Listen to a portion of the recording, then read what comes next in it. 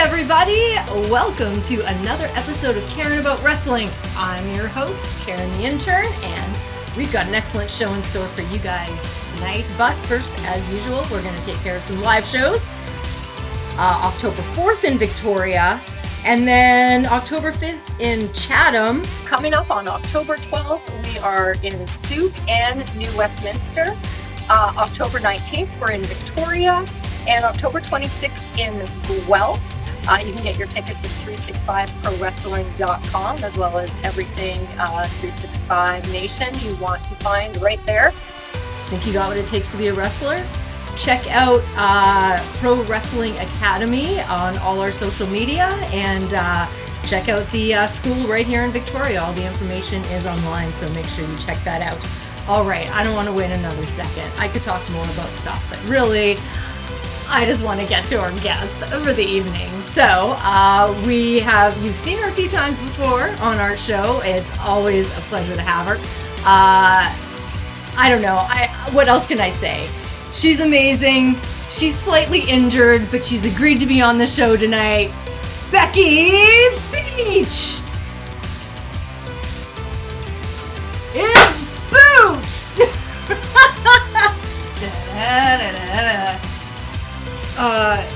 Is this allowed? Are we gonna get I'm censored? showing some hot ankle there. Look at that. Ooh, Sizzling. got a nice moon boot. So, Karen, that's my new look for a little while. What do you think? I think you're rocking it. And I think obviously no matter what, even with a boot on your leg, you are participating. I'm here to participate all the time. I am thinking it needs a little bit of bedazzling, though. Oh, 100%. You don't have to return this boot, right? No, I own it. I own it. So I'm kind of thinking that it needs some like jewels up the side. Yes. Right? And maybe some tassels. Maybe even some spikes. Ooh, go a little hardcore with it. Make it a weapon. A potential weapon. Not to be used in ring. Not ever. Because I participate fairly. Of course. But you never know when you might encounter somebody who's a little just nefarious out in the world, and you need to have a spike on your boot. Mm-hmm. You know, just one. Come in handy. One regular spike. One spike right on the toe. Right at the tip of the toe. Just boom. Yeah, I'm in. I'm here for it. That sounds like a great look. Amazing. Yeah. So looks like we're already off to a great start. I wasn't expecting to go there, but it's so great to have you, Becky. Yeah. We're so happy, but of course we're kind of sad too, because you know, one of the reasons you're on the show tonight is because you're on the injured list because of what we were just talking about, the boots. So for those of you who are new to 365 or new to the show or new to Becky's career, can you just quickly recap for us what happened to your leg? Well, okay, so I'll start that this year was Becky's breakout year, right? We talked about it. Yes. You remember at my last Caring About Wrestling, you can watch it on YouTube, I talked about the fact that I was coming for that Global Women's Championship. Yep. Right? So, win the Global Women's Championship. Get it off of Dash Dauntless. Out there celebrating, having a good time. Second match with that belt. Come out and I'm fighting Damian Keynes and Zach Andrews. You can catch that on a later episode of Combat. Yep. And I hit a crossbody from the second rope to the outside. I hit those boys. I knocked them down. I knocked the sense out of them. But while I was doing that, my leg got underneath myself, and I also snapped my lower tibia. Unbeknownst to me. So I still had that, dastardly Sadie Kane. She was choking out my friend Zach Andrews, so I punched her in the face. As you would. As you do when people are being mean. Yeah. And I took her across my shoulders to the back. Remember, I have just broken my leg, Karen. Yeah. And I took her to that back. I chucked her out. I came out. Then Zach turned on me. And he threw me in the ring. That was crazy. And he hits another move on me. And then Damian came in and he kicked Zach in the head and then, got a little cocky. So I snuck up behind him, kicked him with my injured leg, gave him my traditional Bex Factor, my big finish, and won the match and celebrated with my fans. 2 days later, I went to the hospital and found out I had snapped my leg. That was tragic news for all of us in the wrestling community here. Yeah. We heard about that. You Yeah. know, of course, we were all rooting for you. All of us that were there that night. I was there. I saw it from, you know, the wrestling, and I was also kind of backstage. So I saw, you know, you basically just had to unceremoniously chuck Joe on the ground. Well, I mean, she deserved She that. kind of deserved it, but She like, deserved the chucking. Yeah. I mean, to be fair, but yeah, it felt like it didn't feel like a chuck of anger. Let's just put it that way. Yeah. When I saw it, it felt like a chuck of desperation. Yeah, there was a little bit of, you know, just get off. Just get off. And you know, like, so I went to the doctor, found out that he said 3 months, 3 to 4 months from the moment that I had broken it to even being back to walking without a cast on. So what that meant is when I became the women's champ, I had decided that I wanted to participate. I want to always be seen to participate. And I won't have it be said about me that I held a belt for so long only because I was injured and wouldn't fight to defend it. So I made the difficult decision to vacate the belt. And so it is now held by Magnum Mel. But I really think, you know, TikTok Mel, it's the clock is going and I'm coming back. I'm coming for that belt because it's rightfully mine and it'll be mine again. So we have no doubt about that. So what's the prognosis at this point? So you're no longer using the scooter. We'll talk about that in a minute. Yeah. But so in terms of coming back to the ring, what are we looking at? Yeah. So we're at least at the minimum 6 weeks in a boot still. And you know, the doctor won't really tell me when I can expect to get back in the ring. I think I've surprised a lot of the doctors because they're not really used to working with pro wrestlers.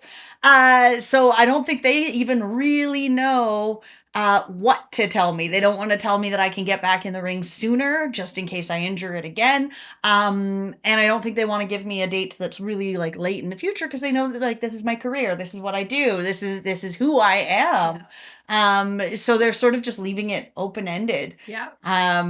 But you know what, you can bet that as soon as I'm back in that ring, I'm coming and I'm taking names. I am coming back hot. I lost half of Becky Beech's breakout year to this injury.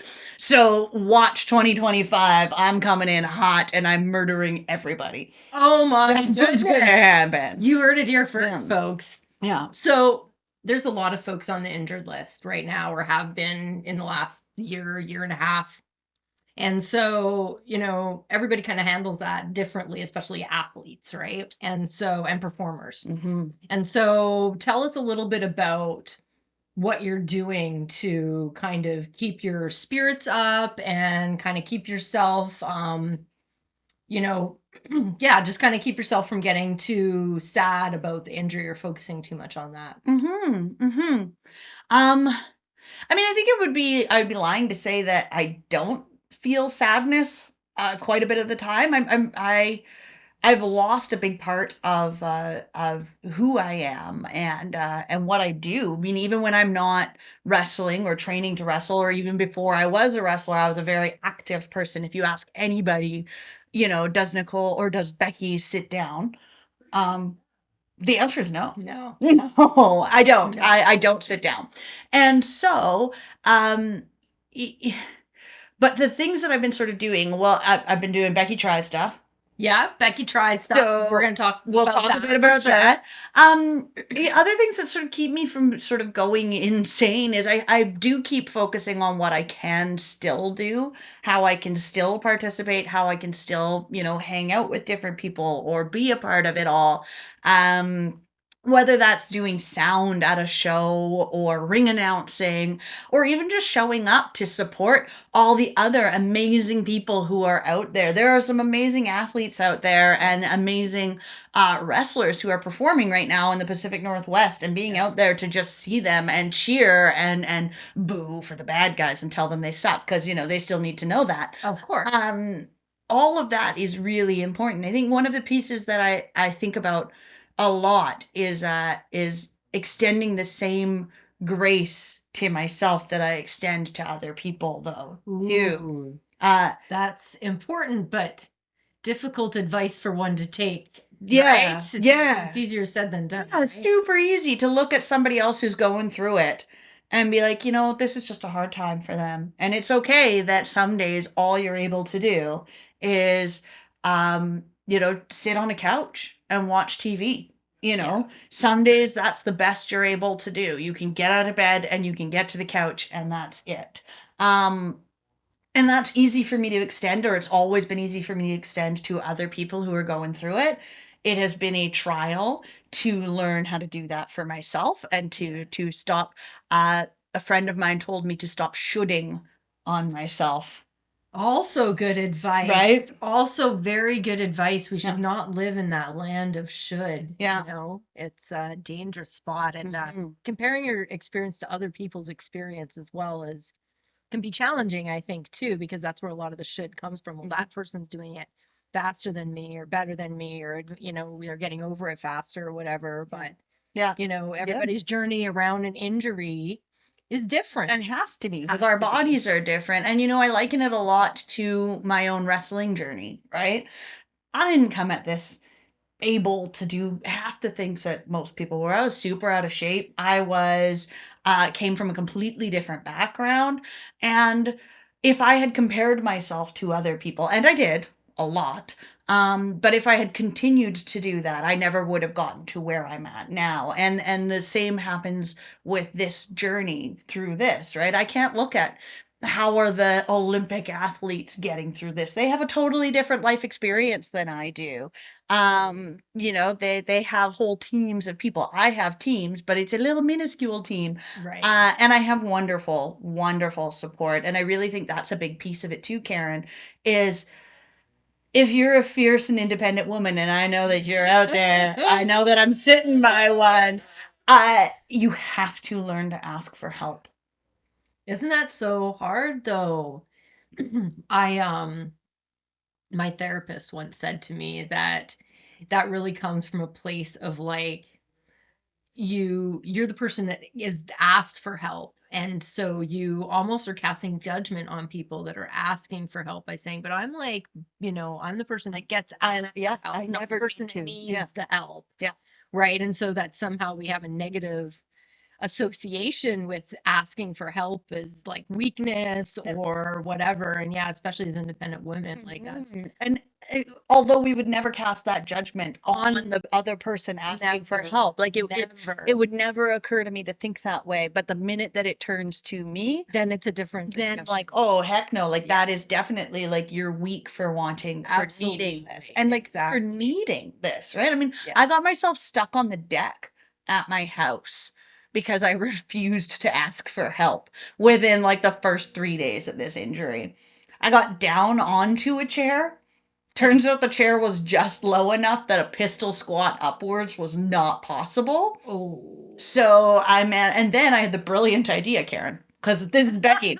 Becky is full of brilliant ideas, that it would be easier to get up from my knee. Oh. Do you know what's not easier? Getting up from your knee. When your other leg is in a cast, is newly in a cast. Turns out I just turtled myself in the middle of the deck. Oh. And I just sat there for like 5 minutes trying to figure out what I was supposed to do and how I was supposed to get out of this predicament.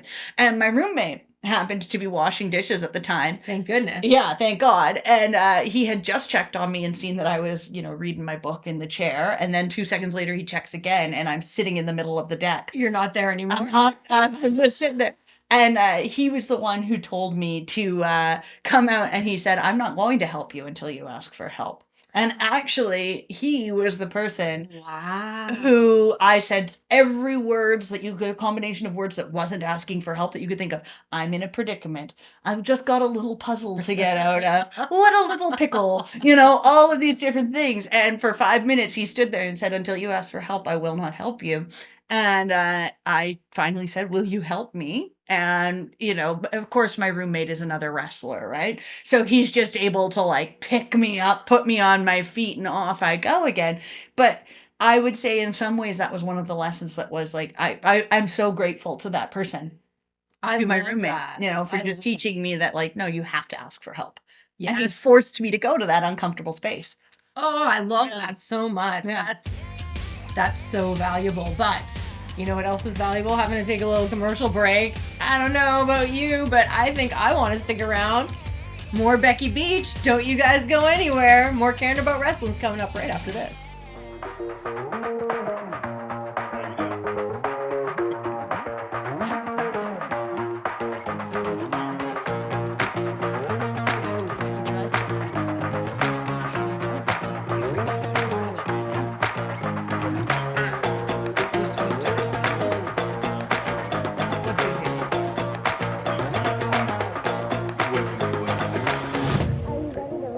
My kitty cat. My kitty cat got messed up. Oh no. And 5, 4, 3, 2. And we are back with segment 2 of Caring About Wrestling with Becky Beech. And of course, I am Karen the Intern, your host. So we talked a little bit about it in the first segment, but I want to get right into it. So Becky tries stuff. So Yeah. this is one of the things that you started doing to, you know, keep your mental health at a, you know, a state that it needed to be at to get yourself through this injury. Yeah. So what kind of stuff did Becky try? What did you do? Okay, so when I started this, I sort of thought that what I wanted to do was try things that were new to me that I had never done before. Okay. And some of it was to show there's so much out on social media and so much out there of perfectionism, Yeah. right? People won't put up how many times they fail at something until they achieve it. So true. And there was a part of me that really wanted, I thought it would be funny. And I think to me it is funny to just show a regular person. You know, the Olympics were happening at the same time. Yeah. And there were all the jokes about, like, why don't they put, like, a regular person doing the Olympics beside people, right? Because I think that would be, like, everybody thinks that would be funny. And so I had it in my head that what I would do is find these, like, professional influencer type people who are doing, like, you know, you've seen those makeup tutorials and the person's like, oh, here's how you give yourself big lips. And then you try it yourself And you're like, no. oh, this was bad. Not the same result at all. At all. And so that was my dream, was to try a bunch of things that I hadn't done. One of the things I didn't realize about the injury was how tired it was going to make me. Right. So I didn't get as much tried as I wanted to. Yeah. I had hours worth of stuff that I thought I was going to try, and I spent a lot of time sleeping. So that's completely understandable. I think I've only got about 3 things on my Instagram and my Facebook, Becky Beech Pro Wrestler. So you started out with the bedazzling the scooter. So we probably are maybe showing a video of that over here. Maybe here. Or like here. Here-ish. Or here. Look in this general direction. Yeah. Maybe there's 2 Beckys right now. That could be happening. Probably my cat Larry is in there somewhere. So what did you do to bedazzle? So I got a scooter. Hot tip for people who break their legs, not their knees, but their legs. Get a kneeling scooter. Best thing. Then, hot tip for people like me, you go on Amazon, you buy a children's basket, and a bell, ring, and some tassels. Oh, yes. And you put that stuff on there. You do it like a champ. Yes. You get out tools that you have never used before. Always fun. Yeah. And power tools or just hand? Just hand tools. Okay. Just like, I guess I've used them before. But you know, you put a camera on yourself and suddenly it's as if you've never seen a tool before in your entire life. You can't find the little head that goes into the thing that fits into the screw properly. I put the bell on backwards. Did you? I didn't know it was possible. Didn't think there was a right and a wrong way. I spent the weekend putting together furniture, right, and I had a lot of that putting things. Did you just decide something looks rustic? Yes. Because that's actually exactly what I did. It's just it's very rustic. Yeah, this is my rustic piece.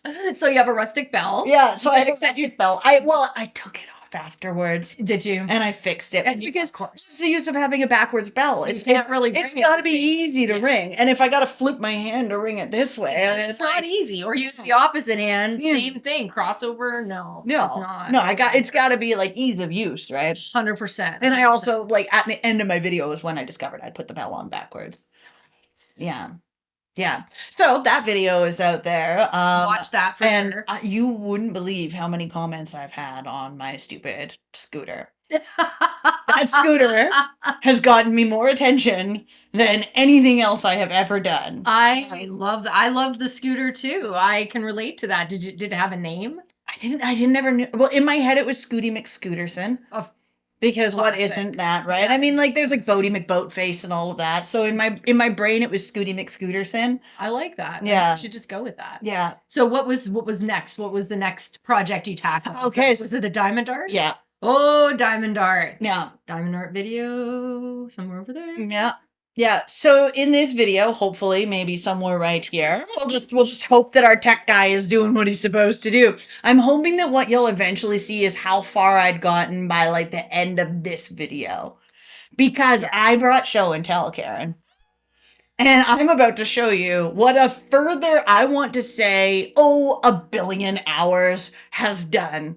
And how I cannot say clearly enough that this is tedious. I think that people who like diamond art, I think they might be a little insane. I'm sorry to the people who like diamond art. It's a commitment. It is. And you know what? You can't have a cat anywhere near the stickiness. Oh, so was Larry bedazzled at some point? No, but my bedazzled art now has Larry hair Oh, stuck in it. well, that Yeah. adds character. Yeah, I mean, it adds depth. Adds and texture. Sure, yeah. Okay, so you ready to see how far I've made it? Oh, it's not that far. But I want to see. Okay. So there's still this whole chunk in the middle to do. I've literally got like a few rows on the outside done. All Around the outside is done, maybe up to about like here and over here, and maybe like some of this stuff.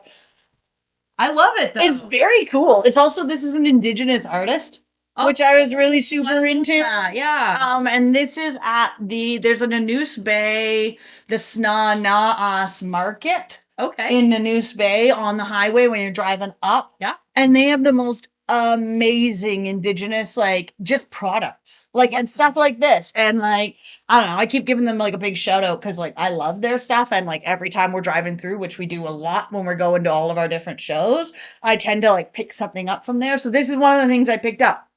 Look at that. Beautiful. It'll be like years and I'll finish this. I think, okay, so next time you're on the show, Yep. you just got to bring it back again. And Yeah. We'll talk again about how much further you I'll- progressed with it. Yeah, although I have a confession. Uh-oh. So I had all of the like dots, and they're in like little bags, right? Like all these little. Oh, right. Like the different the- colors. yeah. Yeah. They're all in like little bags. And I shook the box by accident, and I spilled a bunch of the dots out. And I don't know if you can see. There are a lot of colors that are very similar. So this could become a very, very different looking bear after But you know what? period I of think time. just lean into that. Lean into the chaos. Yeah. Don't follow the rules. Oh yeah, just It's they do all rules of diamond art and start just freewheeling it. It's like that episode of The Simpsons, quite a long time ago. I might be dating myself, where Lisa talks about how paint by number is like the worst thing for creativity because it's telling you exactly what to color, and she's like, I just want to color anything. And I think you should adopt the same. Just if it's brown, just put blue in. Yeah. If it's orange, put green. Yeah. Let chaos rule. Okay. Well, I think I could do that. I don't know. I'm just Maybe doing I'll that just open all the bags and just dump them onto it and be done. just done, and then just like move it Or- around like you do with glitter and glue. Yeah, or like put it in a giant container with you and the things and just shake it and just see what happens. sticks. Yeah. Yeah, that actually sounds like the way that Becky would finish diamond art. So I think you're onto something. I don't think it's quite what they thought it was going to be. Hot tip: Yes. don't go line by line. Oh. If you're doing diamond art, especially if you're doing one that's really, really like intricate, go Okay. color by color. Right. Yeah. Otherwise, you're just switching bags, and that's how you end up knocking over the thing. Because you have a whole bunch open at the same time. I totally understand. But as somebody who has done a lot of paint by number, even though I just poo-pooed it, I get bored of doing the same color for too long. Yeah. And I want to switch the color up. So I understand why you would want to go from color to color versus just like, I'm only doing blue for 3 days. Yes. Also, get a wrist brace. Ooh, also Because good. you're going to just do this. Yeah, and you don't want to sustain any additional injuries. No, I already got a bad leg. I don't need a bad hand. You don't too. need a diamond art related injury. Could you imagine? Could you imagine if like, oh, you're healed, ready to get back into wrestling? Oh, I can't. I got carpal tunnel. I got diamond a art. diamond art wrist. It's like tennis elbow, but a little lamer. I mean, significantly lamer, to be honest, but yeah. So diamond art was a bit of a bust for me, as you can tell. But you gave it a try. I You did. participated. I participated in trying. So that's all we can ask. The next one I tried was origami. Origami, which Yes. is Japanese paper folding. Exactly. Right? Yes, it's supposed to be very calming. And you Was can it create. No. No, okay. No, not in the least. Okay. The origami paper art. So I decided to make a butterfly. Okay. Maybe we can. Oh, butter. Ta-da! Butterfly, origami butterfly. Oh wow! So I'm hoping maybe if you watch it, you'll get to watch Becky learn that Becky needs glasses. I have to go and get glasses. At one point, there's just me staring at the phone like this, trying to figure out what he did, and then I keep looking back at I want to say creation, Okay. Okay. and looking back at his, and looking back at mine, and they are not the same thing, Aw. like at all. So let me ask, was it maybe because you were following a video, right? Yes. And so could it be that the video was unclear in certain parts and it led to your confusion? Did it go like too fast? Well, I mean, he folded his butterfly in 3 minutes. Oh, so maybe this is like origami for more of like an intermediate or expert level I as looked opposed up to beginners. Origami for beginners. And that's what it showed you. That's what it showed me. Karen, I think I'm just not made for making origami. Okay, I was trying to like silver line it. Yeah. Okay, all right. If you were looking for the gentle way to say that maybe no, I just really think origami is it's just not for no, Beach. no. So the next thing I tried, and the final thing that I tried, I have a few other things that are sort of in my wheelhouse. So I think what I'll show first is a thing that I can make. I am a crocheter. Ooh. Yeah. So you can reach out to Becky Beech and ask to see what my creations are and the different things. I will sell them to you. I make little tiny baby shark blankets. Christmas is coming, you guys. I make mermaid blankets. I make little owl cocoons. Recently, that's a weird way to lean, but I don't want to fall off. No, don't. I started making bucket hats. Hats. You guys, look how cool They're super cute little bucket hats. They're super. I put it fun. on? Yes. Okay. How cool do I look? Yeah. Do I look cool? Do I look cool? It doesn't glow. No. Oh. No, I do have ones that glow. Oh, I wasn't sure. I was trying to figure out how to turn the lights off too. Happened. I do have bucket hats that glow in the dark.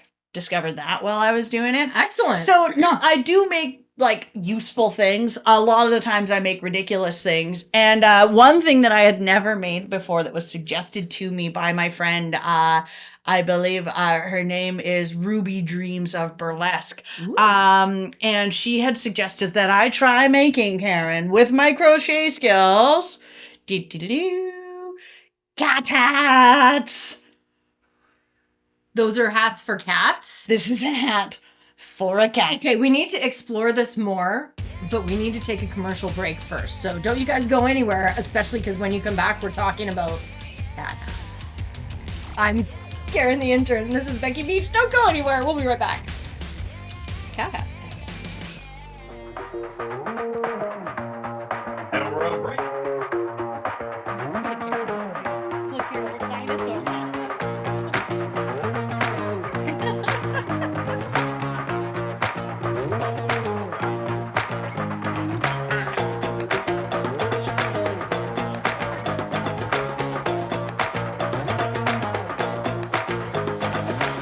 And at 5.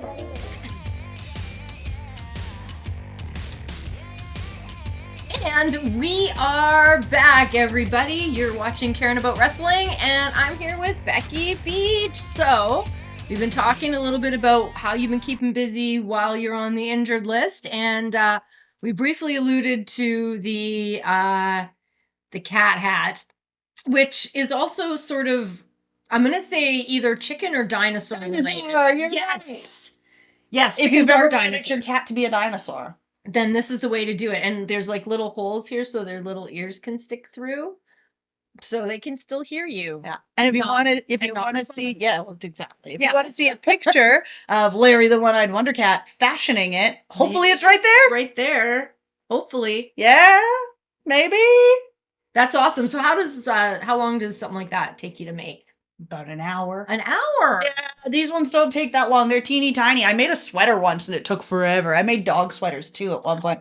They're hilarious. If you find a really fat dog and you put them in a turtleneck sweater and it's cable knit, That is they look very svelte. so cute. Yeah. So I'm sort of picturing in my mind that you've got like I don't know, 20 or 30 large wrestlers locked in a basement room somewhere, and you have them turning out hats and little hat Becky's hats sweatshop. Yeah, little Becky's sweatshop for the wrestlers as a way to all the injured wrestlers. Yeah. That's Yeah. where they go. Yeah, we got Crofton in there. Yes. Yeah. Yeah, Nolan James. Yeah, Nolan James. Yeah. And yeah, he makes specifically the cat hats. I thought that I looked at that and I was like, that reminds me of Yeah. Nolan James. Yeah. Yeah. No, that's Yeah. fantastic. Crofton, all thumbs. So mostly I just have him just winding the yarn. It's an also- important job. I was just gonna Crofton, say- don't worry. It's an important job. You matter in the sweatshop. You really, really do. Yeah. You really do. It's an important job. Yeah. Yeah. But I feel like you're performing an important service for 365 Pro Wrestling. Yeah. And if you want your, wrestler knitted garments, you should definitely check out Becky's social media. Yeah. And you can get all sorts of goodies there. Order up. Christmas is coming right around the corner, so you probably want to get your order in like Soonish. stat. Yeah. I'm gonna say stat. Oh, stat is a good idea. Yeah. Stat. Yeah. Yeah. Yeah. All right, so that was show and tell, which of course I want to say you're only the second person to really ever do a show and tell. I saw Haviko do it earlier and I was desperate. I needed to do show and tell for myself. And you did, and I thought that was just fantastic because I was definitely wondering what you were, doing to fill your time while you're recovering from that devastating, quite frankly, devastating injury that you suffered. It wasn't life sprain. altering for a little while. I was pretty certain. I was telling everybody it was a sprain. After the injury, I told everybody, "Oh, it's a sprain. It'll be fine. Yeah. I'll wrap it, ice it. It'll be fine." Yeah. Life altering. I can't drive. So Yeah. it's just wild the amount of stuff that you don't think about. You also don't realize how completely inaccessible a city is until you have to try to access it and don't have two working legs. Absolutely. Yeah. Yeah, absolutely. Yeah, and Victoria is, for those of you who have been here, it's very hilly and very windy, and so difficult for folks that aren't A lot of cobblestone streets. Beautiful. cobblestone Really streets. nice to look at. Yes. Really nice to walk on when you got 2 feet. But not so much when Really terrible when you've got wheels. And I really feel for people who have to use wheels to get around all the time. I really think we should be doing something about that. But Yeah, Yeah. absolutely. So and also I find like a lot of the places in Victoria, because they're very, very old buildings, they're also not totally accessible for folks. They maybe have like an awkward, like you have to step over a weird thing to get in, or they have small steps to go up, or whatever the case might be. I was pretty right? certain I was going to die the other day when I went to go to a local restaurant. I got in just fine, but their ramp is definitely not to code. And when I went to go down it, it had been raining that day, and so it was like really slick. And I went to go down the ramp, and my brake gave out, and I went flying down the ramp. Yeah, I was pretty certain I was going to die. My life flashed before my eyes. No doubt. Yeah. But that, I mean, even though you're just sort of temporarily in that situation, it really gives you Some great perspective. on folks that's like how that's their life, right? Yeah. And just literally how inaccessible. I used to be friends with a guy from England once, and he had told me too, he had a disabled nephew, and just that because the buildings in England are so old, some of them are literally like medieval, it's impossible to bring them like up to code so that they're wheelchair accessible or whatever the case might be. And so like it really is, it has a huge impact on people. And I think Victoria's a little bit the same. We suffer a little bit the same challenge. But that said, I mean, yeah, you got some great perspective, but also, I mean, you have, like I said, you've managed to kind of keep a smile on your face Yeah. the whole time, Yeah. regardless. And so I think that's like kind of, maybe other folks that are injured could take some like, some hope from that too, that, it can't rain all the time, to quote The Crow. I just throw that in there. Yeah, and it really is. I mean, I was talking with somebody the other day, and it was, well, what else are you gonna do? It was you. I was talking with you the other day, and you know what? Really, Karen, like, what else are you gonna do? How else? Like, I could sit and I could wallow, and you know what? For some people, that's the right choice, and you have to follow what your body is telling you to do. And you have to follow what your brain is telling you to do. But the ultimate thing is that there was no other choice for me. I needed to be there. I have to this is the path I have to walk, for lack of a pun intended. It's the path I have to walk right now. Yeah. And it's teaching me things, and I'm learning things through it. I hope that I become a better person because of it. And I hope that maybe somebody else will go through something. Maybe they'll hurt themselves, and maybe it will seem bleak and really devastating. And you know what? I want to say that it is bleak and devastating. It's hard. Nobody's trying to say just put a smile on it and wish it away. But you can also treat it as an opportunity to take a break, to reassess, to recommit to different things. I'm getting a lot of like arm and upper body workouts done that I didn't before. I can like boost myself up almost anywhere now on my arm. So if you look for it, there are moments of positivity. Yes. And there are ways, I'm Becky Beech. I'm here to participate, and you can participate. And you can reach out to your friends and reach out to people, and let them know if you're struggling. Yes, that's important. But you can just participate. Yeah. Whatever way that looks. Yeah. And However. feel your feels. Yeah. Just feel them and go through them, and just be okay with that kind of journey that you're going to go through, I think. But I think the important perspective is that, like, don't unpack there, don't live there, be sad, go through that. And then you have to try and find a way to move on to the next phase, which is like, what can I do now? Yeah. What are my options? Yeah. And even, not mourning what happened. I don't know. I believe strongly that I will come back stronger than I was before, but I don't know. I have no idea. I have to wait till the doctors sort of tell me, till my athletic therapist tells me what I can and cannot do. Yeah. And so there may be things that are different for me when I come back. And I don't know that. And I can't know that. So I'm just sort of living in the present and celebrating what I did before, because what I did before was fantastic. I'm so proud of my breakout year. It was 7 months, so I lost 5 months of my breakout year, but I achieved everything I had wanted to achieve in that year. And so I can look back at that and say, I did that. What's next? And what's next may be different, but that's okay. Yeah. Right? Absolutely. Like I can just explore that and have some fun with it. Yeah. Well, and I think too, like as a wrestler, you kind of have to, it kind of comes with the territory a bit, right? Like you're literally throwing each other around, sometimes out of the ring, sometimes into furniture, all of that, Yeah. right? And into other wrestlers. And your injuries happen. They happen. It's the risk you take very every frequently. time you step into that ring. Absolutely. Even when you're just training, even like, so if you're training at the Pro Wrestling Academy, it is a risk. And I will never tell anybody, I mean, I will never tell anybody that this is easy, that what we do doesn't hurt or can't hurt you. Yes, we train to do it. We train to minimize our injuries, but injuries happen. Yeah, Yeah. they're, yeah. And you can't like, you're not gonna be able to stop bad things from happening in your life, right? It's just kind of how you handle it. Yeah. And here's the thing too, and this is for all you guys out there too. Everything up until now, you've handled it. You got here, right? Yeah. You got here. You've Yeah. handled every single thing. So there's nothing that you're not going to be able to handle in the future. Mhm. That's kind of how I feel. That's great. That's profound, right? To really think that way, right? You've somehow you've made it here through Yeah. things you thought would never make it so that nothing was ever the same again, right? Or that you would never live through it. And if you're here watching, You did. you did it.